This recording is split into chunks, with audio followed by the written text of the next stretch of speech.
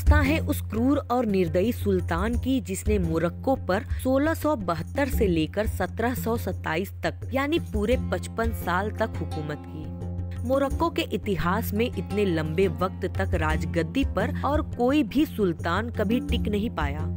इतिहास के पन्नों में रोंगटे खड़े कर देने वाली उसकी बार्बरता के कई किस्से दर्ज हैं। मौला इस्माइल का जन्म 1645 के आसपास मोरक्को के प्राचीन नगर सिजिल मासा में हुआ था। मोहम्मद छठवें जो आज मोरक्को के राजा हैं, इसी वंश से ताल्लुक रखते हैं। मौला को हुकूमत चलाने के लिए एक ऐसा राज्य मिला जो वहाँ के कबीलों के आंतरिक युद्धों और तख्त के उत्तराधिकारियों की लड़ाइयों की वजह से कमजोर पड़ चुका था, लेकिन मौला ने सब कुछ संभाल लिया। सैनिकों के लिए कबीलों पर निर्भरता खत्म कर दी गई और सहारा रेगिस्तान के दक्षिण में स्थित इलाकों से ऐसे दासों को सेना में भर्ती किया गया जो सुल्तान के लिए जान की बाजी तक लगा दें। उसके शासन के अंत तक मोरक्को 1.5 लाख से ज्यादा भारी सेना के साथ एक मजबूत राज्य बन चुका था। मोरक्को के फ्रांस, ग्रेट ब्रिटेन और स्पेन जैसी बड़ी शक्तियों के साथ महत्वपूर्ण कूटनीतिक संबंध बनाए गए। हालांकि इसके अलावा भी मौला के चर्चे थे उसकी क्रूरता और आशिक मिजाजी को लेकर। यूरोप के लोग उसे कहते खून का प्यासा सुल्तान। बताया जाता है कि उसने मोरक्को के फैज नगर में 400 बागियों के सिर कटवाकर अपने शासन की शुरुआत की। इन बागियों के कटे सिरों को फैज की ही एक दीवार पर लाइन से लटका दिया गया था। मौला एक बेहतरीन घुड़सवार भी था। कहा जाता है कि जब उसके गुलाम घोड़े की सवारी करने में उसकी मदद करते थे तो वो बिना किसी कारण के उनके सिर कलम करवा देता था।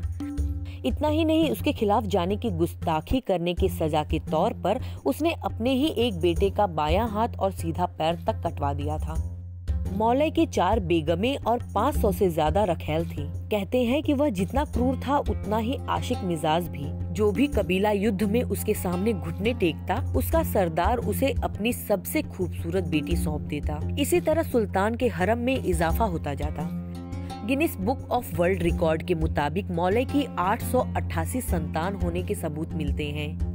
हालांकि अक्सर मोरक्को की यात्रा करने वाले फ्रांसीसी राजदूत डोमिनिक बुसनॉट की रिपोर्ट्स के मुताबिक साल 1704 तक सुल्तान की 1171 संतान थी। तब मौला की उम्र थी 57 साल और वो 32 साल से मोरक्को पर राज कर रहा था। बहुत से वैज्ञानिकों का मानना है कि ऐसा मुमकिन है।